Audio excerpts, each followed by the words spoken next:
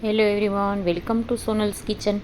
આજે બનાવીશું બહાર મળે એવી એકદમ સરસ ક્રિસ્પી સેવ. તો ચાલો રેસીપી જોઈ લઈએ. અહીંયા મેં 250 ગ્રામ ચણાનો લોટ લીધો છે, એને મેં ચાળી લીધો છે. હવે એમાં સ્વાદ પ્રમાણે મીઠું નાખી દઈશું, 5 ચમચી હિંગ નાખી દઈશું અને 5 ચમચી હળદર નાખશું એટલે કલર સરસ આવશે. 1-1.5 ચમચી જેટલું તેલ નાખી દઈશું. મોણ નાખીએ તેલનું એટલે સરસ ક્રિસ્પી સેવ બનશે. હવે થોડું થોડું પાણી નાખી અને સરસ લોટ બાંધી લેશું. પાણી પહેલેથી એક ધારું વધારે નથી નાખવાનું, આ રીતે થોડું થોડું પાણી નાખતા જાશું અને લોટને આ રીતે ભેગો કરતા જાશું.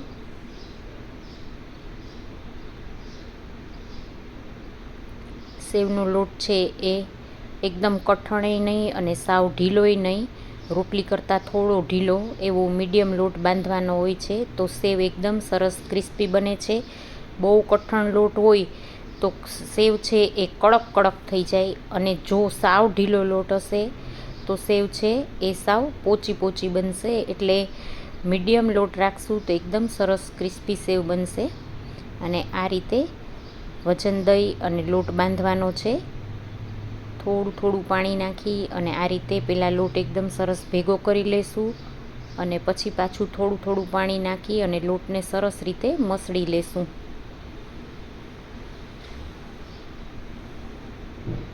ઘરે બનાવેલી સેવ છે એ સેવ મમરામાં, ચેવડો બનાવવામાં બધેમાં ઉપયોગ થાય છે. સેવ ટમેટાનું શાક જે બનાવીએ એ ઘરની સેવનું શાક બહુ સરસ બને છે. આ રીતનો સરસ ઢીલો એવો લોટ બાંધી લીધો છે, મીડિયમ ઢીલો. હવે અહીંયા મેં સંચો લઈ લીધો છે, એમાં સેવ પાડવાની જારી રાખી દીધી છે. આખા સંચાને આ રીતે બ્રશથી, તેલવાળા બ્રશથી ગ્રીસ કરી લેશું. આ રીતે તેલ લગાડી દઈએ તો બધી બાજુ લોટ ઓછો ચોટે છે અને આપણા લોટનો બગાડ ઓછો થાય અને સેવ એક સરખી બને. એટલે આ રીતે આખા સંચામાં આપણે તેલ લગાડી દઈશું.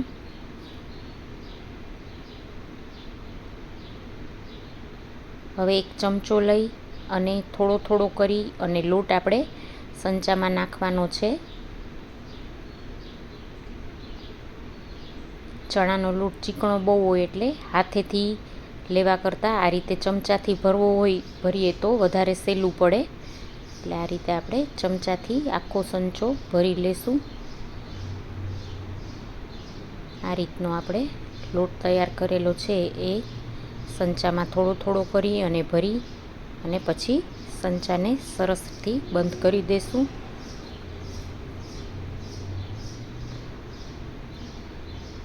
આ રીતે સંચો પેક કરી દઈશું.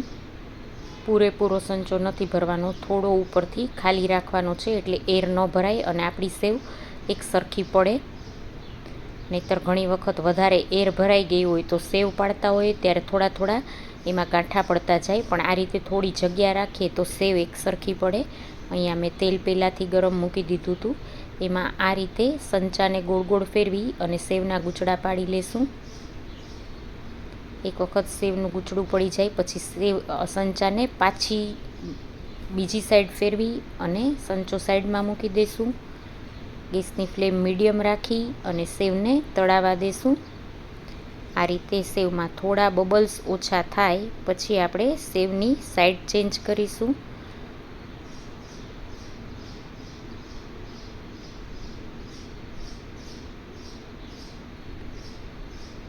હળદર નાખેલી છે એટલે એકદમ સરસ સેવનો કલર આવશે. થોડી હળદર ન નાખીએ તો પણ ચાલે, પણ હળદર નાખીએ તો એકદમ બાર જેવી જ સેવ બનશે. બંને બાજુ સેવ સરસ રીતે તળાઈ ગઈ છે. આ રીતે બીજી સાઈડ પણ જોઈ લેશું. સેવને બનતા જરાય વાર નથી લાગતી, થોડીક જ વારમાં સેવ તૈયાર થઈ જાય છે. આ રીતે નિતારી અને સેવ કાઢી લેશું. સેવ સરસ તૈયાર થઈ ગઈ છે. આ રીતે જ આપણે ફરી એક વખત સંચો ગોળ ગોળ ફેરવી અને સેવ પાડી લેશું.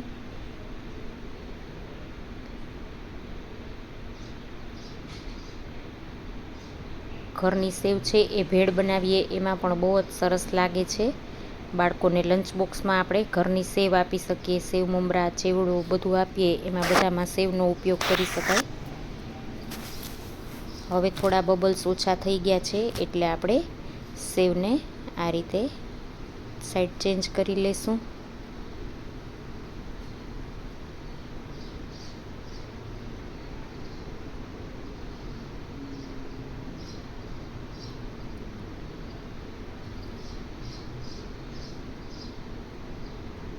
કેટલી તળવી એ જોવા માટે થોડા બબલ્સ ઓછા થઈ જાય એટલે બંને સાઈડ 1 થી 2 વખત જ ફેરવવાની, વધારે ફેરવવાની નથી, નહીંતર લાલ થઈ જશે. સેવને તળાતા જરાય વાર ન લાગે. આ રીતે તેલ નિતારી અને સેવ કાઢી લેશું. બહુ ઓછા તેલમાં સેવ બની જાય છે. કેટલી સરસ બની છે. તૈયાર છે સરસ મજાની સેવ. જરૂરથી ટ્રાય કરજો. જો તમને આ રેસીપી સારી લાગે તો લાઈક કરજો અને ચેનલને શેર કરીને સબસ્ક્રાઈબ કરજો.